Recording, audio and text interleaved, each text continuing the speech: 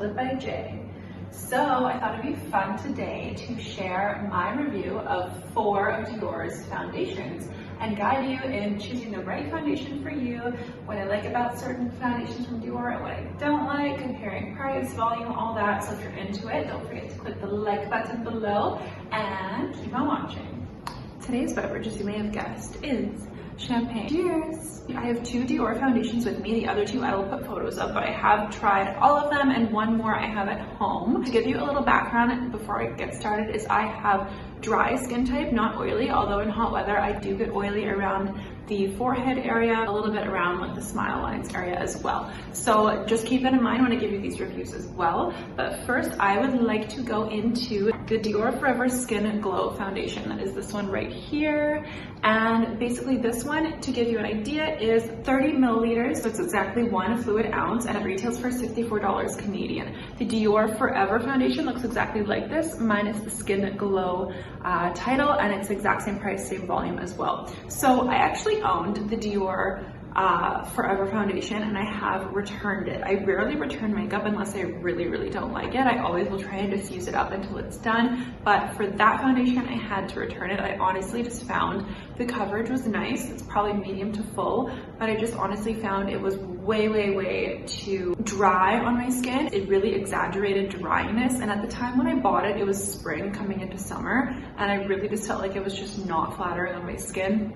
I do usually get dry patches right here, and then also this year on my chin as well. Those are not an issue for me right now because I am in a hot climate, but the original Dior Forever foundation I had to return. But if you are someone with oily skin and you want a nice medium to full coverage foundation that isn't overly dewy, then you probably would love the Dior Forever foundation. But unfortunately it just didn't work out for me. But I did try it again. I was in Mallorca and I found a Dior counter. Even during the pandemic, they had stores open there, which was nice.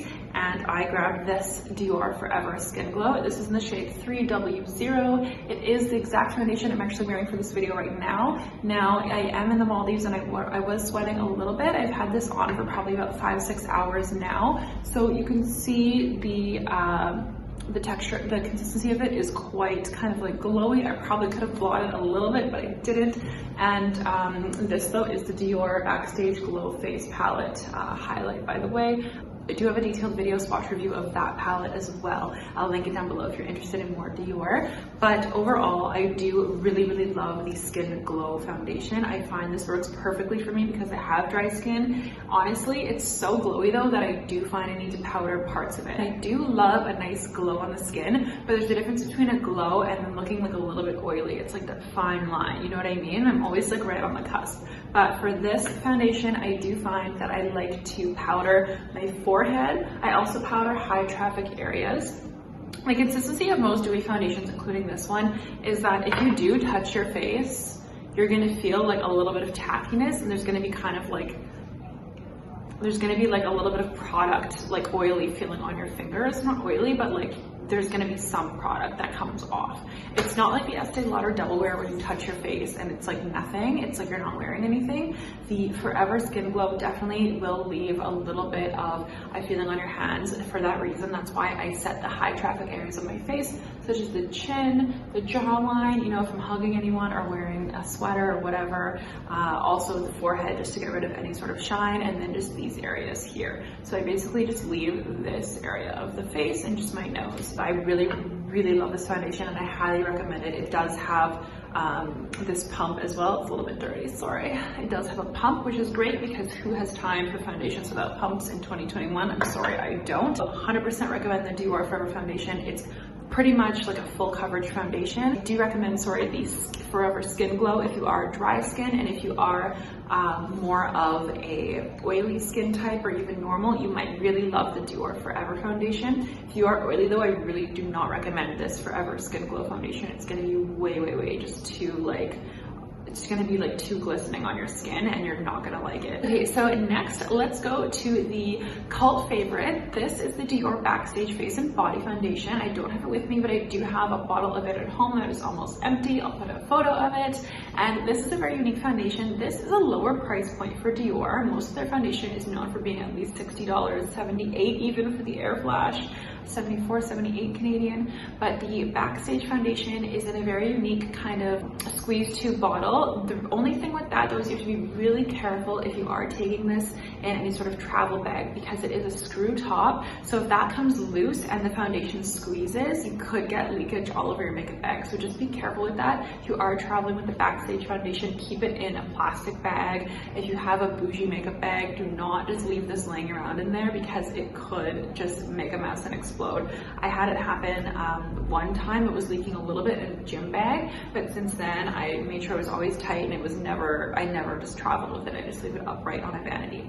So that foundation is great. You literally can shake it up. It's actually very liquidy, and also because of that, the formula is quite medium coverage that you can build up, but it's definitely not as full coverage as the Forever formula. So the Backstage Face and Body is really nice and liquidy. Again, it's formulated for face and body. So if you're someone who likes to blend your foundation onto the neck, but you don't like blending a really thick foundation on your neck because you feel like you're pulling and you might give yourself wrinkles. I hate thick foundations on my neck if I am blending down. Today I did. I didn't do my chest though, so you can maybe sense a little bit of a color difference there. Sorry, just didn't feel like putting foundation on my chest today. I usually don't, honestly, unless I'm going to be taking photos and there's like a really big color difference, but typically I only really blend down to the neck just to make sure it all matches. Anyways, the Backstage Face and Body formula, I really do love it. It's honestly one of my favorite formulas to mix other foundation with. I have a couple of other foundations that I do find are almost like a little bit too full coverage. So if I mix these two together, it gives me the perfect consistency and coverage level. The formula by itself is really nice. That is a formula like the Estee Lauder, where if you touch your face, it's completely dry and it feels like you're wearing nothing. I don't like wearing foundations when it feels like it's literally on your skin and like itching your skin or whatever. I do have some sensitive areas, such as where I get dry patches, so I get really sensitive right here and right here. So if there are ingredients in a product that irritate my skin, I always will be itchy around my nose. I've had issues with the YSL. I think it wasn't the Touche Eclat, it was a Radiant foundation they had, and I found my face was just so itchy when I was wearing that, like almost every time. I hated it, so I had to stop using it. But for the Backstage Face and Body, you cannot tell you're wearing it at all, and it is really nice. I just wish it was a little more full coverage, and for the price, because it is a bit lower price, do keep in mind the volume. With that one, you do get 50 milliliters, and the Forevers are 30. So these are $64 for 30 milliliters, about an ounce, and then the other one is about an ounce and a half for $50. So it is a better value if you are looking for just a great basic foundation that is similar to the Estee Lauder, and you hate that the Estee Lauder is in that glass godforsaken bottle with no pump, and you want a little bit easier of an application. The squeeze tube in the Backstage is really nice.